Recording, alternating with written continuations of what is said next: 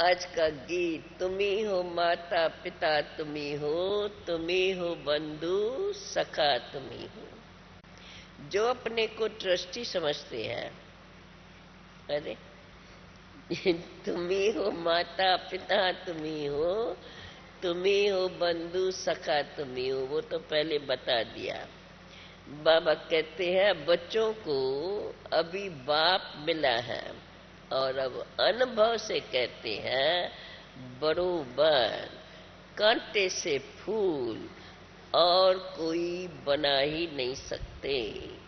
भारत दैवी परस्तान, फूलों का परस्तान था, अभी कांटों का जंगल है। अभी तुम बच्चे जो भी सुनते हो, ये महावाक्य सुनते हो।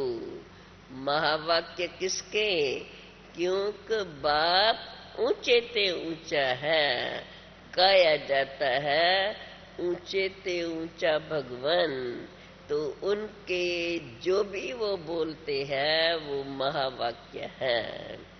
उनकी हर एक बात महान है। महान सुख का सागर, महान ज्ञान का सागर, महान शांति का सागर है। बाबा कहते हैं बच्चे ये अच्छी रीत से समझ चुके हैं। आगे हर बात में कांटे थे, हर कर्म इंद्रियों से एक दो को दुख ही देते रहते थे। अब खुद ही कर्म इंद्रियों से किसको दुख न देने की प्रतिज्ञा करते रहते हैं। जैसे बाप दुख हरता सुख करता है, वैसे बच्चों को भी ऐसा ही दुख हरता सुख करता बनना है। कोई को भी दुख नहीं देना है, हर एक को सुख धाम का ही रास्ता बताना है। अब ये सब ब्रह्मा कुमार और ब्रह्मा कुमारियां किसकी मत पर चलती है? श्री मत पर। ब्रह्मा की मत तो गाई हुई है। यूं तो सब ब्रह्मा कुमार ब्रह्मा कुमारियां किसके मत पर चलती है? शिव बाबा की मत पर। वैसे तो मन कई ऐसे भी कहते हैं, बाबा ने बताया है ना, श्री मत पर चलती है। जो ब्रह्मा की मत श्रीमत गाई हुई है। यूं तो सभी कह देते हैं गुरु ब्रह्मा गुरु विष्णु, गुरु को फिर भगवान नहीं कहा जाता है, और श्रीमत भगवान की मानी जाएंगी। उन्हों को तो ब्रह्मा विष्णु को तो देवता कहा जाता है, उन्हों को तो मात पिता भी नहीं कह सकते। बाबा ने समझाया है, देखो लौकिक मात पिता से तो अलपकाल सुख का वर्षा मिलता है, परंतु वो वर्षा मिलते हुए भी फिर परलौकिक माता पिता को याद करते हैं। ब्रह्मा विष्णु शंकर को तो नहीं याद करेंगे, क्योंकि उनको तो माता पिता नहीं कहेंगे। वे तो है सूक्ष्म वतनवासी। ब्रह्मा विष्णु शंकर वे है सूक्ष्म वतनवासी। उन्हों को गाते ही है ब्रह्मा देवताय नमः, विष्णु देवताय नमः, शंकर देवताय नमः कहते हैं। अब इतने सब बच्चे उन्हों को तो माता पिता कह नहीं सकते, और फिर स्वर्ग में अगर कहें लक्ष्मी नारायण तो उन्हों को भी सभी अपना माता पिता नहीं कह सकते हैं। ये तुम माता पिता ये गायन है परलौकिक बाप के लिए, जो गाते हैं तुम माता पिता हम बालक तेरे, तुम्हारी कृपा से सुख गने रे। बहुत करके आशीर्वाद व कृपा मांगते रहते हैं।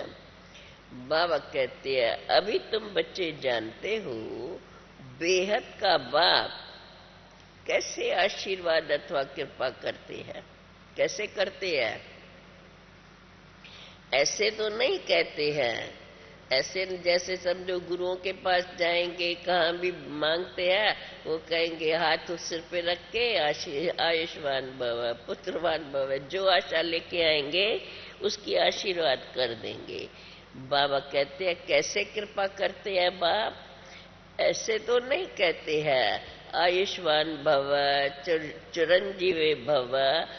बाप तो आकर के तुम्हें सहज राजयोग और ज्ञान की शिक्षा देते हैं। बाकी ये आशीर्वाद करना, कृपा देना, ये तो सब भक्ति मार्ग में अनेक ये सब करने वाले हैं। अच्छी दृष्टि रखना, दया दृष्टि रखना, सो तो परम पिता परमात्मा के सिवा कोई रख ही नहीं सकते। ऐसे नहीं कोई देखने से कोई देवता बन जाते हैं, नहीं। यहाँ तो ये पाठशाला है, पाठशाला में तो पढ़ना ही होता है। बाबा कहते हैं अभी तुम बच्चे जानते हो वो निराकार, निराकार शिव बाबा इस साकार तन में आए हैं। तो क्या हो गए? मम्मा, बाबा और दादा। निराकार शिव बाबा साकार ब्रह्मा में आए, तो ब्रह्मा बाप भी है और मम्मा भी है। मम्मा, बाबा और दादा। तो बाबा कहते हैं अब देखो ये तो कुटुंब हुआ ना, इसको ईश्वरी परिवार कहा जाता है। अब इतनी बड़ी पाठशाला, अभी ये बात यहाँ पूरी हुई। अब फिर बाबा दूसरी बात कह रहे हैं, अब देखो इतनी बड़ी पाठशाला तो थोड़ा शहर से दूर होनी चाहिए। यहाँ भी देखो शहर से कितना दूर है, कितना सन्नाटा लगा हुआ है, क्योंकि हमें चाहिए ही शांति। हमको जाना है शांति धाम। शांति धाम किसको कहा जाता है? वो तो अभी तुम बच्चे समझते हो, बाकी आत्मा तो है ही शांत स्वरूप। तो आत्मा को शांति चाहिए। ऐसे नहीं कह सकते कि मन को शांति चाहिए। आत्मा में ही मन बुद्धि है ना, तो आत्मा और शरीर ये दो अलग अलग हैं। अभी शरीर में तो सर्व कर्म इंद्रिया, नाक, कान, आंखें, तो बाबा कहते हैं उनको ये नहीं शांति चाहिए। शांति चाहिए आत्मा को। आत्मा में ही तो सारा पाठ भरा हुआ है। वो उनका पार्ट इमर्ज तब होता है जब आत्मा शरीर को धारण करती है। तो ये सारा खेल, सारा पाठ आत्मा में ही भरा हुआ है। अब देखो इतनी छोटी सी आत्मा, उसमें कितना पाठ भरा हुआ है, पूरे 84 जन्मों का पाठ। शरीर मिलने से ही तो वो पाठ बजाएंगी। अब बाबा कहते हैं ये बातें भी अभी तुम जानते हो। बरोबर देवी देवता धर्म वाली आत्माओं में तो 84 जन्मों का पाठ भरा हुआ है। ये भी अभी संगम पर तुम जानते हो, सत्युग में ये नहीं जानेंगे। इस समय ही तो गाया जाता है। क्या गायन है संगम के जीवन का? इस समय ही तो गाया जाता है। हीरे जैसा जन्म अमोलक, कौड़ी बदले खोया। क्योंकि तुम अभी ईश्वरीय औलाद बने हो। मम्मा बाबा कहते हो ना, अज्ञान काल में जो गाते थे, तुम माता पिता हम बालक तेरे, ये किसकी महिमा है? ये भी मनुष्य जानते नहीं है। अभी तुम प्रैक्टिकल में सुख गनेरे का वर्षा ले रहे हो।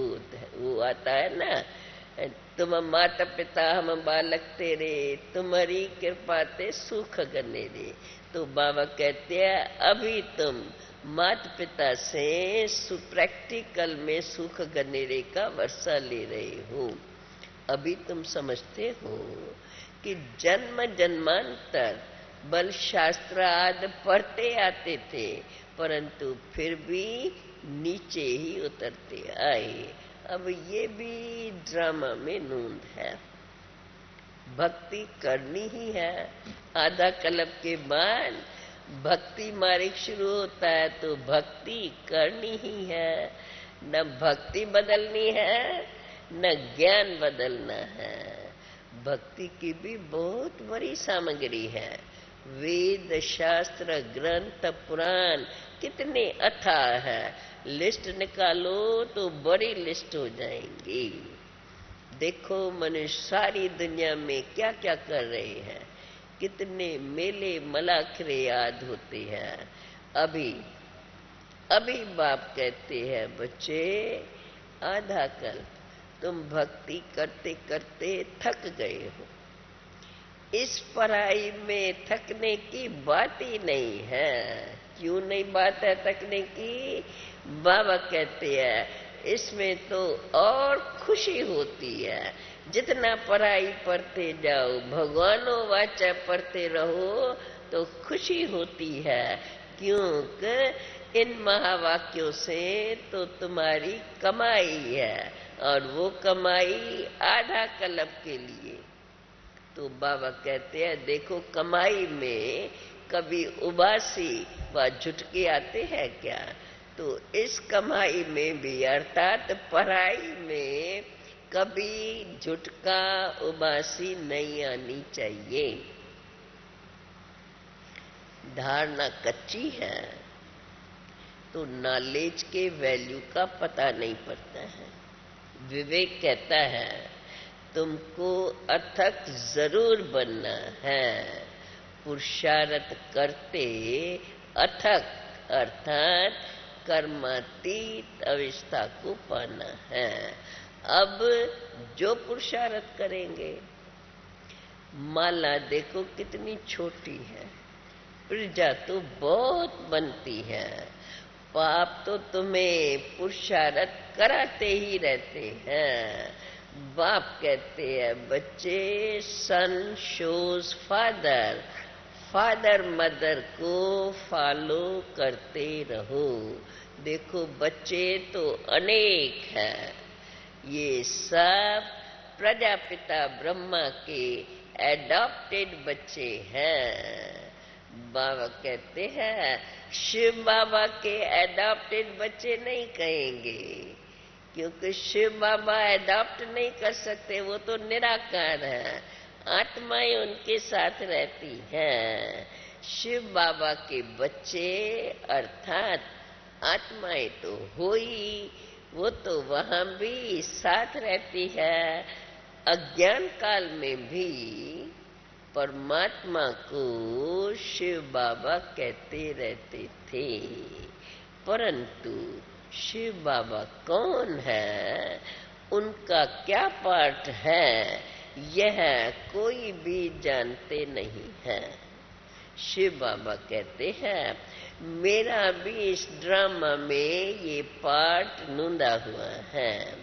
ऐसे नहीं मैं जो चाहूं सो करूं, ऐसा नहीं कर सकता हूं। जो ड्रामा में मेरा पार्ट नूंदा हुआ है वो ही आकर के बजाता हूं। बाप जानते हैं बच्चों की पालना कैसे करनी है। कैसे करनी है? बाप आकर के हमारी ज्ञान और योग से पालना करते हैं। मुझे कहते ही है बाबा, क्योंकि रचता ठहरा ना, तो जरूर बाबा तो कहेंगे ही। लौकिक माता पिता होते हुए भी परलौकिक बाप को याद तो करते ही रहते हैं। बाबा कहते हैं देखो अभी तुम जानते हो कि परलौकिक माता पिता कौन है, कैसे होते हैं। तो अभी तुम जानते हो परलौकिक माता पिता ऐसे होते हैं, क्यों? कभी हमारे सन्मुख है। मुझे बाप कहते हैं, मुझे कहते ही है बाबा, क्योंकि मैं रचता ठहरा, तो जरूर मुझे बाबा ही कहेंगे। लौकिक माँ बाप होते हुए भी परलौकिक बाप को तो याद करते ही रहते हैं। बाबा कहते हैं तुम बच्चे तो अभी जानते हो कि माता पिता, परलौकिक माता पिता ऐसे होते हैं जो अभी तुम्हारी पालना कर रहे हैं। वो ही हमें राजयोग सिखा रहे हैं। बाबा कहते हैं बाकी शरीर निवार तो सबको अपना करना ही है। परहेज के लिए ये सब बातें समझाई जाती है, क्योंकि अपवित्र कोई भी वस्तु खानी नहीं है।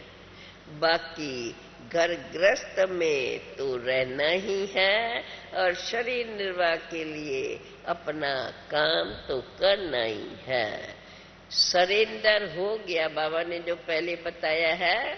अगर ट्रस्टी होकर के रहते हैं, बाबा ये सब कुछ आपका है, बाबा का सब कुछ समझ करके अगर चलते हैं तो वो जो भी खाते हैं सो ऐसे ही समझे कि यज्ञ से ही मैं खाता हूँ। हम अभी ट्रस्टी है, हम यज्ञ का ही खाते हैं। तो ऐसा समझने से वो भोजन भी सतोगुणी माना जाएगा। सतोगुणी भोजन खाने से बुद्धि शुद्ध रहती है। फिर बाबा कहते हैं अगर पूरा अर्पण में नहीं है, अपने को ट्रस्टी नहीं समझते हैं, तो फिर उसके लिए नहीं कहेंगे कि ये यज्ञ का खाते हैं, वो यज्ञ का नहीं हुआ। तो पहले तो अपने को ट्रस्टी समझना है। मनुष्य कहते तो है ईश्वर ने ही ये सब कुछ हमको दिया है, ईश्वर ही तो सब कुछ देने वाला है। देवताओं की पूजा करते हैं मनुष्य भक्ति मार्ग में। देवताओं की पूजा करने वाले वो ऐसे समझते हैं कि हमको उनके द्वारा मिलता है। जाकर के मांगते हैं ना आशीर्वाद, हमको ये चाहिए ये चाहिए, और ड्रामा अनुसार उनको कमाई में फायदा हो जाता है। तो बाबा कहते हैं वो समझते हैं कि हमको इन देवताओं के द्वारा मिला है, या समझेंगे कि गुरु से मिलता है। परंतु देने वाला सबको वह एक ही बाप है जो विश्व का रचता है। सबका दाता वो एक है। भक्ति मार्ग में हर एक ईश्वर के पास ही तो ईश्वर करते हैं। ये शिक्षा मिलती है कि दूसरे जन्म में मिलेगा। तुम भी सब कुछ बाबा के पास ईश्वर करते हो। जो कुछ भी ईश्वर करते हो वो दूसरे जन्म के लिए, क्यों? अच्छे कर्मों का फल तो मिलता ही है ना। तो ईश्वर अर्पणम करते हैं। ईश्वर के अर्थ अर्थात ईश्वर के पास ईश्वर करते हैं। वो है इनडायरेक्ट। भक्ति मार्ग में जो करते हैं कहेंगे मैं ईश्वर अर्थ करता हूँ, तो बाबा कहते हैं वो है इनडायरेक्ट, और अभी ये है तुम्हारा डायरेक्ट। वो तो क्योंकि वो तो परमपिता परमात्मा को जानते ही नहीं है। भल सब कुछ अर्पण कहते हैं, परंतु वास्तव में वो सब कुछ अर्पण कर ही नहीं सकते। यहाँ तो सब कुछ अर्पण करते हैं, ऐसे ट्रस्टी बन के रहते हैं। क्यों? कभी तो बाप सन्मुख में सहज राज योग की शिक्षा दे रही है। बाप कहते हैं अभी अपने को ट्रस्टी समझो। ट्रस्टी समझने से तुम जो खाते हो वो समझो शिव बाबा के यज्ञ से ही खाते हैं। संभाल भी फिर बहुत करनी होती है। ऐसे कोई तमोगुणी भोग भी नहीं लगा सकते। देखो मंदिरों में भी कितना शुद्ध भोग लगता है। वे वैष्णव ही रहते हैं, बाकी दुनिया में तो सब विकारी हैं। निर्विकारी श्रेष्ठ शरीर यहाँ कहाँ से आएगा? लक्ष्मी नारायण को ही के ही श्रेष्ठ शरीर माने जाएंगे। बाकी भ्रष्टाचारी तो विकारी को कहा जाता है। तो बाबा कहते हैं अभी तुम बच्चे समझते हो, हम अभी बाप दादा के माता पिता के सन्मुख बैठे हैं, जिनको हमने आधा कल्प से पुकारा है। अब बाबा कहते हैं यहाँ आएंगे भी वो ही जिन्होंने आधा कल्प भक्ति की है। अर्थात जो पहले देवता थे, आधा कल्प के बाद फिर भक्ति मार्ग शुरू हुआ तो भक्ति की, वही फिर आकर बाप से ये ज्ञान लेकर फिर से देवता बनने का पुरुषार्थ करेंगे।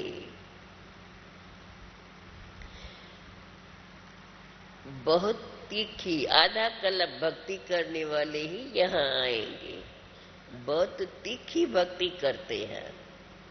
तुम बच्चों को फिर तीखा ज्ञान उठाना है। भक्ति मार्ग में अभी के भगत, अभी माना जब शुरू होती है तो वो कितनी तीखी भक्ति करते हैं, जिसको नौदा भक्ति कहते हैं। बाबा कहते हैं अभी तुम बच्चों को भी बड़ा तीखा ज्ञान उठाना है।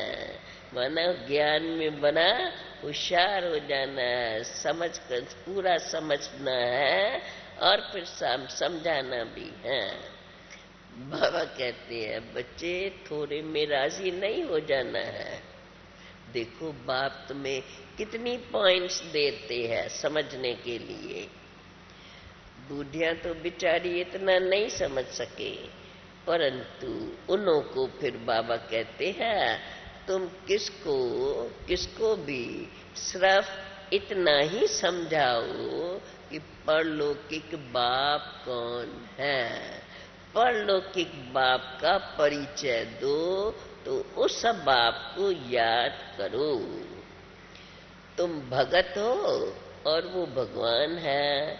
भगवानो वाचा, तुम मेरे को याद करो तो तुम मेरे मुक्ति धाम में आ जाएंगे। तो बाबा कहते हैं बुजुर्ग जिनों को समझो याद नहीं पड़ता जास्ती, वो इतना भी उनको समझा दे, उनके लिए वो भी बहुत अच्छा है। कृष्ण कहेंगे मेरे वैकुंठ धाम में आ जाइए। अभी कृष्ण कब कहेगा? हाँ, कृष्ण तो कह नहीं सकते, परंतु भक्ति मार्ग के बाद जिन भक्तों का भगवान में कृष्ण में विश्वास है तो बाबा ने फिर उसका भी नाम ले लिया है। पहले तो निर्वाण धाम में जाना है तो जरूर निराकारी बाप को ही याद करना पड़े। कृष्ण तो फिर भी देहधारी हो गया उनको याद करना गोया 5 तत्वों के विनाशी शरीर को याद करना है। पहले बोल के फिर बाबा ने क्लियर किया है कि ये तो हो गया भक्ति मार्ग, क्योंकि भक्ति मार्ग में तो कृष्ण को ही भगवान मानते। बाबा कहते हैं अभी तो तुम बच्चे जान गए हो भक्ति का कितना विस्तार है,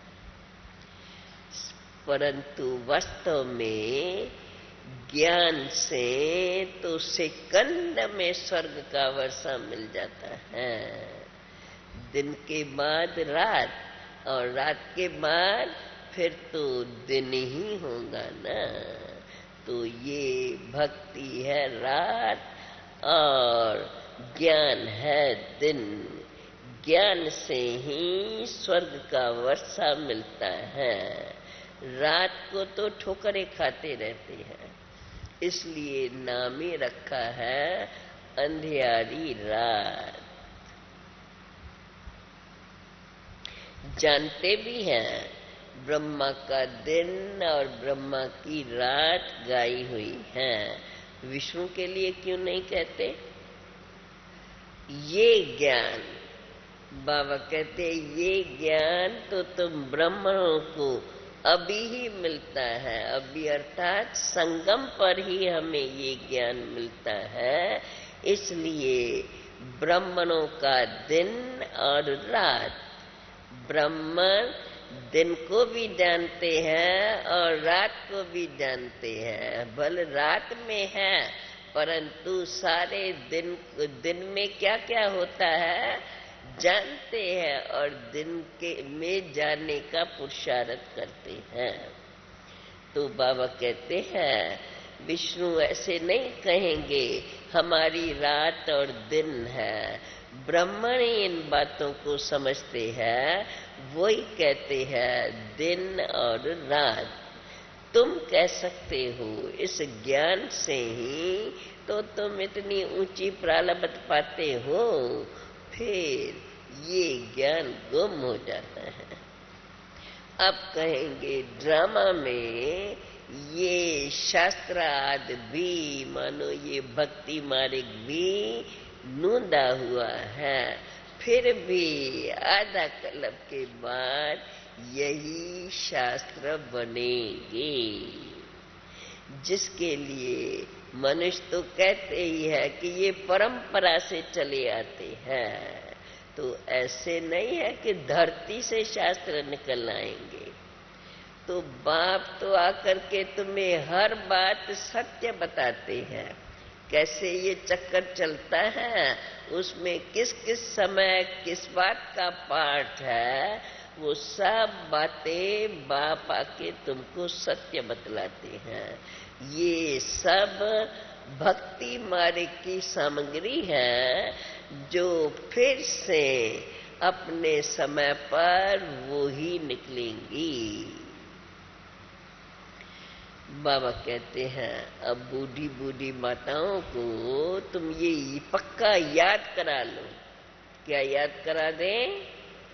ऊंचे ते ऊंचा है शिव बाबा, जो परम धाम में ऊंचे ते ऊंचे धाम परम धाम में रहते हैं, जहां सब आत्माएं भी रहती हैं, वो है ऊंचा धाम। वैसे भी गाया जाते हैं ना, ऊंचा तेरा नाम है, ऊंचा तेरा धाम है, ऊंचे तेरे काम है। तो बाबा कहते हैं बुद्धियों को ये अच्छी रीत से समझा करके उसके बुद्धि में बैठ जाए तो कम से कम ये तो औरों को समझा सके। मूल वतन फिर है सूक्ष्म वतन। मूल वतन में शिव बाबा रहते और आत्माएं रहती, सूक्ष्म वतन में ब्रह्मा विष्णु शंकर, और फिर आओ इस स्थूल वतन में तो पहले पहले श्री लक्ष्मी श्री नारायण का राज चलता है। जो नई रचना बाप अभी रच रहे हैं, पतितों को पावन बना रहे हैं। कहते भी तो है, भगवान को पुकारते हैं हे पतित पावन आओ। तो जरूर है, अब ये सारी सृष्टि पतितों की ही तो है, उनको ही आकर के फिर पावन बनाते हैं। अब इसमें जो मेहनत करेंगे वही फिर पावन दुनिया में आएंगे। मूल बात यही है, अपने बाप और घर को याद करना है। बस सबको यही कहो, हे आत्माएं, अब तो वापस घर जाना है। बाप आए हैं तुम सब आत्माओं को ले जाने के लिए।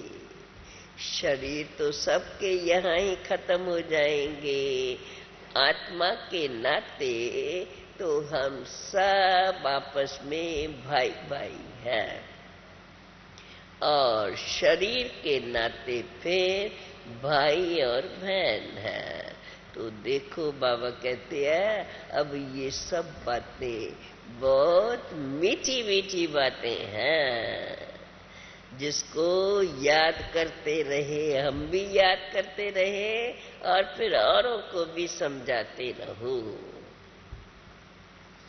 अब बाबा फिर से हमें याद दिलाते हैं, अभी तुम बच्चे यहाँ हॉस्टल में बैठे हो, तुम यहाँ के रहवासी हो। हॉस्टल में इसलिए रखा जाता है कि बाहर का संग न लगे। यहाँ तुमको इस हॉस्टल में निर्विकारियों का संग है।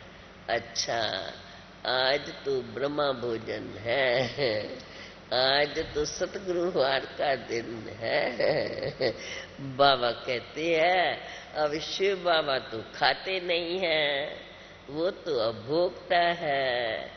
देवताओं को ब्राह्मणों का भोजन बहुत अच्छा लगता है, क्योंकि सब ब्राह्मणों के भोजन से ही तो देवता बने हैं। तो ब्राह्मणों के भोजन का देखो कितना महत्व है, इस शुद्ध भोजन का बहुत असर पड़ता है। बाबा कहते हैं, इसलिए तुमको अभी पक्के योगियों का भोजन मिले तो बुद्धि बहुत अच्छी बन जाएगी। बस सारा दिन शिव बाबा की याद में रहो। फिर कोई स्वदर्शन चक्कर फिराते रहे, भोजन बनाते हुए अंदर में स्वदर्शन चक्कर फिराते रहे, कोई शिव बाबा को याद करते रहे। ऐसे योगी बच्चे चाहिए जो भोजन बनाते हुए याद में रहते रहे। बाबा कहते हैं, योगिन का भोजन मिले तो तुम्हारी बहुत उन्नति हो जाए। 5-7 ऐसे बच्चे चाहिए, आगे चल कर के तुम्हारी ऐसी अवस्था हो जाएंगी, योग में तुम्हें बहुत मदद मिलती रहेगी। फिर भी बाबा ने यही बात दोहराई है, ऐसे बच्चे जो योग में रह कर के भोजन बनाए, ऐसे 5-7 बच्चे चाहिए। अच्छा अच्छा, मीठे मीठे सिकील दे बच्चों प्रेत, मात पिता बाप दादा का याद प्यार और गुड मॉर्निंग। रूहानी बाप की रूहानी बच्चों को नमस्ते, रूहानी बच्चों की रूहानी बाप को नमस्ते।